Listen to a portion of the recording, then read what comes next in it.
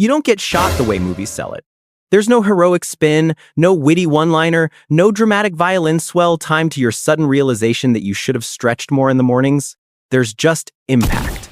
Heat, a wet, stupid kind of surprise. And then your body starts dumping its savings account onto the floor like it's rage-quitting modern life. You look down and your brain tries to negotiate with reality. Maybe it's not that bad. Maybe it's just nope. That's a hole. A brand new hole. Limited edition. And you can feel the clock begin. Not the poetic kind, but the biological kind. The kind that doesn't care about your plans or your potential. Your vision tightens at the edges. Your legs become a rumor. Your mouth goes dry like it's prepping for a speech you're not going to finish. Somewhere in the old world, call 911 was the cheat code. Now the nearest hospital is either a crater, a warlord's clubhouse, or a building full of people who think triage means try again, loser. If this were normal life, you'd get professional help immediately. In this life, professional help is a myth. Like affordable housing or a social media comment section that doesn't make you hate your species. So here's the deal. A gunshot wound is not a moral judgment. It doesn't matter if you were a prepper with 12 bug-out bags or a scavenger who thought situational awareness was a podcast genre. The human body leaks the same way. And the first rule of not dying is rude but simple. Stop the leaking. Before you do anything else, you do a fast inventory. Not the dramatic kind. The practical kind. Can you move your fingers? Can you breathe without hearing a weird slurping sound? Can you talk? If you can talk, your airway is currently open, which is a small victory in a world with very few. If you can't breathe right, if there's a wound in the chest and every inhale sounds like your lungs are trying to drink air through a straw, that's a different emergency. We'll get there. Right now, the red problem is the loudest problem. The fastest way to lose the argument with blood is to act like you have time. You don't. The priority in modern trauma response is controlling massive bleeding first, because you can't oxygenate a body that's already emptying itself. There's a reason tactical medicine sequences it that way. Massive hemorrhage comes before the rest airway. Breathing, circulation, hypothermia, because bleeding can kill frighteningly fast. So you commit to the first move. Pressure. Real pressure. Not pressing the screen harder because your phone is slow. Physical pressure, like you're trying to keep a door shut against something heavy and determined. You need to pad something absorbent. Something that won't disintegrate into confetti the moment it meets moisture. Best case, you've got gauze or a clean dressing. Worst case, you've got fabric.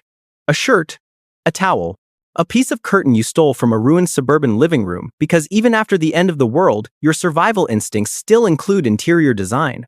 Fold it thick. Thick matters because thin just becomes a decorative sponge. Then, put it directly on the wound and push. Hard. And here's where everyone fails. Because everyone is curious. You do not lift it to check. Checking is a luxury activity. Checking is what people do with oven doors and investment portfolios. With bleeding, lifting the pad rips away the clot your body is desperately trying to build. You're not inspecting progress, you're undoing it. If it soaks through, you don't peel it off like a sticker. You stack another layer and keep pressing. Direct pressure is a primary hemorrhage control method for a reason: simple, fast, brutally effective. If the wound is on an arm or leg, you can also use gravity like the freeloading roommate it is. Raise the limb if you can and maintain pressure. Don't turn it into some graceful yoga pose. This is not a wellness retreat. This is plumbing. Your job is to slow the flow and buy time. Now, while you're pressing, you do the second job. Control your panic. Not because you want to feel brave, but because panic makes you stupid and clumsy. And clumsy people don't get second chances out here. Here's a trick that sounds like motivational nonsense until it saves you. Give your brain a task list so it stops screaming. Say it out loud if you have to. Pressure. Breathe. Stay awake. Your brain is a toddler in a supermarket. Give it a job or it will throw itself on the floor. If you have gloves, put them on before you start. If you don't, do what you can and wash afterward. Bloodborne illness doesn't stop existing just because civilization did. Okay? Pressure is on. Your arms burn. Your hands cramp. Everything inside you wants to stop because pain feels like a final answer. But pain is just feedback. Keep pressing and watch the behavior of the bleeding. Because the bleeding tells you what you need next. If it's oozing, steady, dark, and it responds to pressure, you may be able to hold this with a dressing and a tight wrap. If it's bright, pulsing, or spraying with each heartbeat like a busted radiator line, that's not a put a towel on it situation. That's an act now or fade out situation. This is where tourniquets enter the chat, like the world's least friendly belt. A tourniquet is not a magic band. It's a controlled shutdown. You use it for severe bleeding from a limb when direct pressure isn't controlling it, or when you need your hands free to do literally anything else. If you have a real commercial tourniquet, congratulations. You own a device designed by people who have watched too many humans bleed too quickly. If you don't, you can improvise, but the material matters. Thin cord, wire, shoelaces are great if your goal is to carve through tissue like a garrote and still not stop the bleed properly. You want something broad enough to compress without slicing. Placement matters too. It goes above the wound, between the wound and the heart. Not on a joint, not on the wound itself. Tighten until bleeding stops. And yes, it will hurt. A tourniquet that doesn't hurt is a tourniquet that's negotiating with physics. Pain is not the point, but it's often the receipt that proves you applied enough force. And you mark the time, because time becomes a medical fact the moment you crank down a tourniquet. If help ever shows up, if you ever reach someone who knows what they're doing, you want them to know when the shutdown started. Some official guidance is blunt about what you do next. You leave it on until medical professionals take over. In the apocalypse, that may mean until someone more skilled than you can manage the bleeding another way, but the principle is the same. Don't loosen it just because you're feeling emotional. Now here's the ugly comedic twist. You might be alone. You might be treating yourself. You might be doing this in a half-collapsed bathroom with a mirror that's still advertising a toothpaste brand that doesn't exist anymore. And you're about to discover that the human body is both resilient and insulting. Resilient because you can keep going longer than you think. Insulting because it will try to faint at the worst possible time, like a phone battery that dies at 12% out of spite. So once the bleeding is controlled pressure holding, tourniquet working if need, you move to the next problem before your body invents new ones. Because trauma care is not one heroic action. It's a chain of boring decisions made correctly while your inner voice screams. The professionals use an order for a reason. Massive bleeding first, then airway and breathing, then circulation, then the battle against hypothermia and head injury. It's not cinematic, but it works. And that's where we're headed next, because stopping the leak is only Act 1. In Act 2, you find out whether you can keep yourself alive long enough for the world to stop trying to finish the job. You've bought yourself minutes, maybe an hour. In the old world, that would be the part where a siren shows up and somebody with clean gloves and a calm voice takes over. In this world, the only siren is your pulse thudding in your ears, and the calm voice is you, pretending you're not one bad decision away from tipping over like a vending machine. The bleeding is controlled for now. For now is doing a lot of work in that sentence. But we'll take it. Because trauma is a greedy landlord, it collects rent in multiple ways. If it can't take you with blood loss fast, it'll come back with breathing problems, infection, shock, cold, and the slow humiliation of your body deciding it doesn't like staying conscious. So you scan yourself again, not dramatically, but methodically. You listen to your breathing. You feel the air moving. If you're talking in full sentences, good. If every breath is shallow and panicked, if you're sucking air like you're trying to drink it, if there's a wound in your chest that makes a wet whistle, then congratulations, you've unlocked a very unpopular DLC. A penetrating chest wound can turn breathing into a physics problem. Normally, your chest cavity stays sealed so the lungs can expand with negative pressure. Put a hole in the chest wall and air can get pulled through the hole instead of the airway. That's when you hear the infamous sucking sound and see frothy blood bubbling. You don't need a medical degree to understand the theme here. Holes in places that should be sealed are bad for business. If you suspect that's happening, the goal is simple. Cover the hole and keep it covered. In a perfect world, you'd use a vented chest seal made for this. In the apocalypse, you use what exists. Something non-porous. Plastic packaging. A zip-top bag. The shiny wrapper from the last civilization-era snack cake you found in a gas station and ate even though it tasted like sweetened drywall. You press it over the wound and tape it down if you can. If you don't have tape, you hold it. If you have to choose between sterile and airtight, airtight wins today. Infection is tomorrow's problem. Not breathing is a right-now problem. And before you get clever, no, you do not start doing invasive hero stuff you saw in a clip online. In particular, do not attempt any needle decompression unless you actually know what you're doing, because the chest is not a practice dummy and you are not going to brute force your way into competence. Your job is to seal the hole, keep the person as still as possible, and move toward real care if it exists anywhere on the map. Now, shock. Shock doesn't look like the movies either. It's not always a dramatic collapse. It can start as subtle betrayal. Your skin goes pale and clammy. You get restless, weirdly anxious, like your brain is trying to run from your body. Your pulse races. Your breathing speeds up. Your thoughts get sloppy. You start making plans that don't make sense, like I should stand up right now or I'll just walk it off, which is a fantastic way to discover gravity is undefeated. If you feel shock creeping in, you go horizontal. You lay down. You keep pressure where it needs to be. If the injury allows, you elevate legs slightly. You keep warm, because trauma victims get cold fast, and cold makes bleeding worse by interfering with clotting. Yes, even if it's summer, your body in shock can't regulate temperature properly, and hypothermia is a quiet accomplice that turns injured into dead when nobody is paying attention. Wrap up in whatever you can find.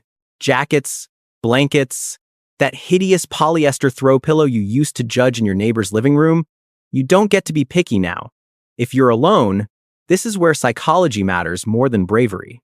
You need to keep yourself in the zone where you can still do tasks. Panic spikes your heart rate and can worsen bleeding. It also makes you do the one thing trauma punishes: rush. You counter that by slowing your breathing deliberately, in through the nose if you can, out through the mouth, long and controlled. You talk yourself through actions in plain language. Not inspirational quotes, instructions, pressure, seal, warmth, water in small sips, and yes, water. If you're awake and not vomiting, small sips can help. Not chugging, not drowning your stomach in a heroic gallon. Your gut in shock is not in the mood to process anything. And nausea is common. You drink a little, you pause, you reassess. If there's any chance you'll need surgery later, the old guidance would be, don't eat. But the apocalypse doesn't do elective operating schedules. Use common sense. Focus on hydration in small amounts and keep calories minimal until you're stable. Once breathing is okay and shock is being managed, you deal with the wound beyond stop the fountain. Because you can survive the first hour and still lose the week to infection.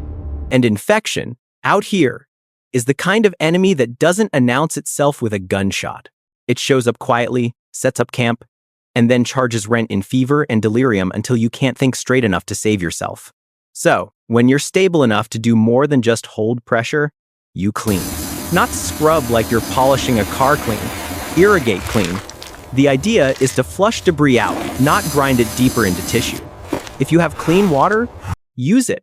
If you can boil water and let it cool, even better.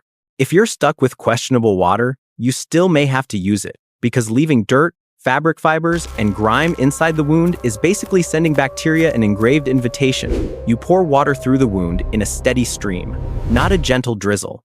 You're washing out contaminants.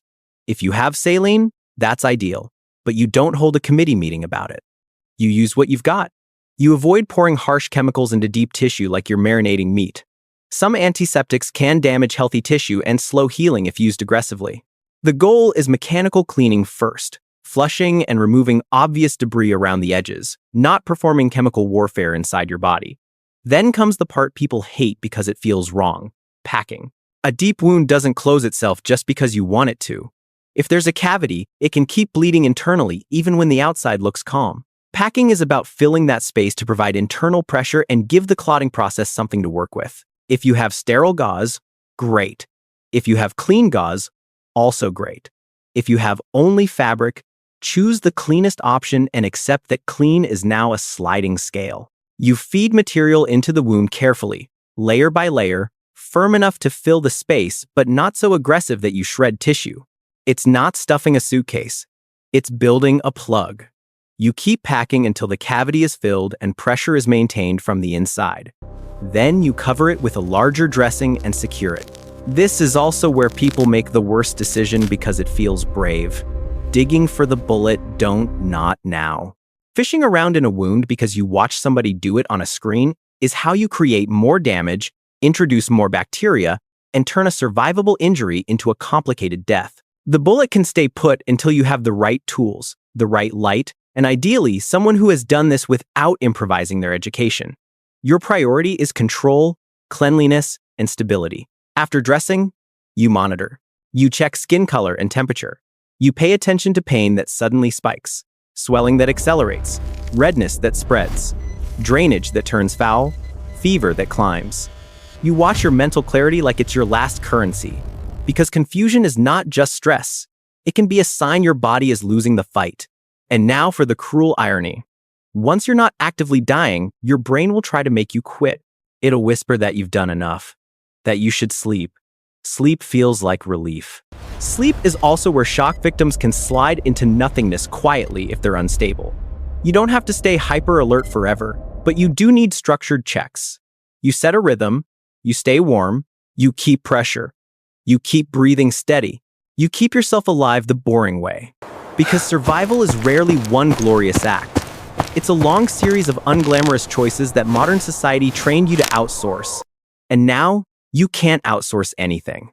Not to doctors, not to systems, not even to optimism. You're still here, good. Now you need to stay that way long enough to deal with the next layer of problems, because the apocalypse doesn't stop at congratulations. Now the world gets quieter, which sounds like a gift until you remember what silence means out here. Silence means nothing is actively trying to kill you this second, which leaves room for the things that kill you slowly. Infection, hypothermia, dehydration, and the most dangerous one of all, the moment you decide the crisis is over because your bleeding isn't making new puddles.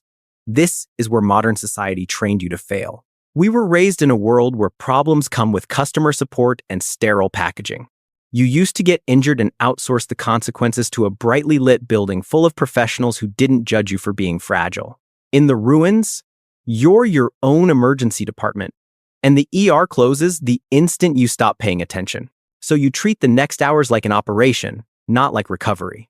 You keep the wound dressed and stable. You keep checking the tourniquet if you used one, not loosening it out of guilt, not testing it like a curious toddler, but confirming it's still doing its job while you move toward higher care if that exists.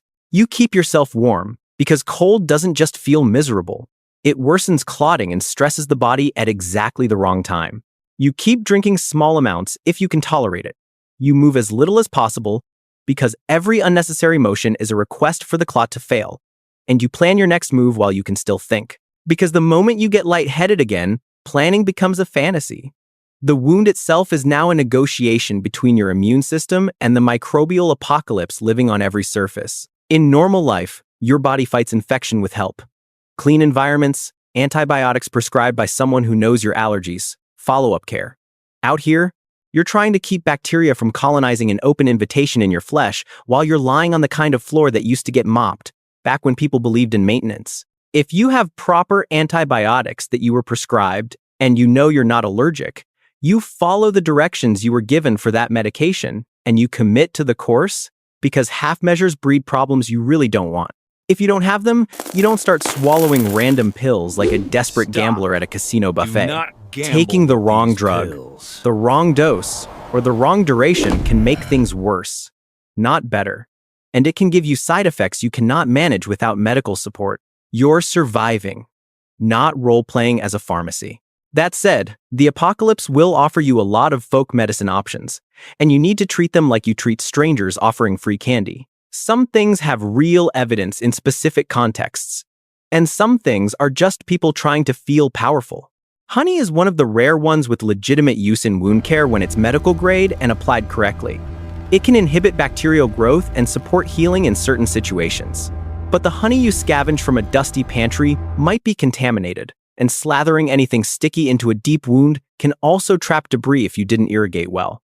So if you're using it, you use it carefully, and you never let it replace the fundamentals: flushing, dressing, warmth, and watching for signs you're losing the infection fight. Garlic gets recommended a lot too. And yes, it has antimicrobial compounds, but rubbing kitchen experiments into open tissue is a great way to irritate the wound and convince yourself you're doing something while you ignore the real danger signs. If you're tempted, ask yourself a simple question. Would you rather smell like an overconfident cooking show, or would you rather stay alive by not antagonizing your already stressed body? Choose boring. Boring is how you survive. The real skill here isn't having the fanciest supplies. It's being able to read your body like a field report. Redness that spreads. Swelling that accelerates. Heat around the wound. Pain that increases instead of decreases. Discharge that turns cloudy or foul. Fever, chills, body aches, confusion. Those are not inconveniences. Those are flags. And in a world without hospitals, flags are as close as you get to early warning systems. Now, here's the psychological trap nobody talks about. After a traumatic event, your brain tries to protect you with denial. Denial is a sedative. It whispers that you're fine, that you can keep moving, that you don't need to rest, that you don't need to monitor. Denial is the same voice that used to convince people they could eat fast food daily and somehow remain immortal. Do not take medical advice from the part of your mind that thought 8 hours of sleep was optional. If you're alone, you build structure artificially. You force yourself into check-ins. You recheck bleeding control. You recheck your breathing. You recheck warmth. You recheck hydration. You do it on a schedule because your brain, under stress, loses track of time in a way that's genuinely dangerous. If you have someone with you, you put them to work. Not keep me company, but watch my skin color, watch my breathing. Tell me if I start talking nonsense. Because confusion can creep in quietly, and the worst part is, you often don't notice it from the inside. And yes, you will be tempted to film it. Don't laugh. I know exactly what modern instincts do to people. There is absolutely a universe where a TikToker in a zombie apocalypse goes, "Guys, don't forget to like and subscribe. I'm literally bleeding out." And then they lift the dressing to show the wound because engagement is a disease older than the plague. If you are thinking about documenting the moment, you are thinking about the wrong audience. Your audience right now is your circulatory system. Perform for that. At some point, you're going to feel the pain shift. It might spike, it might dull, it might turn into an ache that feels distant. Do not assume dulling pain means you're healing. Pain can drop when nerves are damaged or when shock deepens. You treat pain changes as information, not as a victory lap. If you have safe pain relief you know you can take and you're not allergic, fine. But avoid anything that knocks you out if you're unstable and alone. Unconsciousness isn't restful if you don't wake up. You also keep an eye on the bigger survival picture. Shelter, security, and the next threat. Because a gunshot wound doesn't happen in a vacuum. It happens in places where violence is already normal. If you were shot once, you might get shot again. If you're lying in the open, you're a stationary target. If you can move without reopening the wound, you move to cover. If you can't, you camouflage your position and keep noise down. You think like a disaster responder, not like a movie character. Stability first, then relocation, then recovery. And now we come to the ending nobody likes. The bullet itself. People obsess over removing it because it feels like fixing the problem. But a lot of the time, the problem isn't the bullet anymore. It's bleeding, contamination, and tissue damage. Digging around blindly can damage vessels, nerves, and organs, and it turns a controlled wound into a chaotic one. If the bullet is superficial and you can see it, that's a different discussion. If it's not visible, you leave it. Your body can tolerate foreign material better than it can tolerate you, making the wound bigger and dirtier. Survive first, tidy later. And if you do everything right, you reach the strange, quiet punchline of survival medicine. You don't win, you just don't lose today. The bleeding is controlled, your breathing is steady, you're warm, you're hydrated enough, you're monitoring, you're not pretending you're invincible. In this world, that is success, because there is no doctor coming. There is no clean bed waiting. There is just you, your improvised supplies, and your stubborn refusal to become part of the scenery. If the next days bring no fever, no spreading redness, no rotten smell, no creeping delirium, then you didn't just get lucky. You did the work. You stayed alive on purpose. And if the wound turns angry, hot, swollen, and foul, if you start shaking, sweating, fading, then you pivot. You seek help, barter for care, find someone with real training, because pride is a luxury item and you cannot afford it. Out here, the goal isn't to be tough. The goal is to be tomorrow's problem.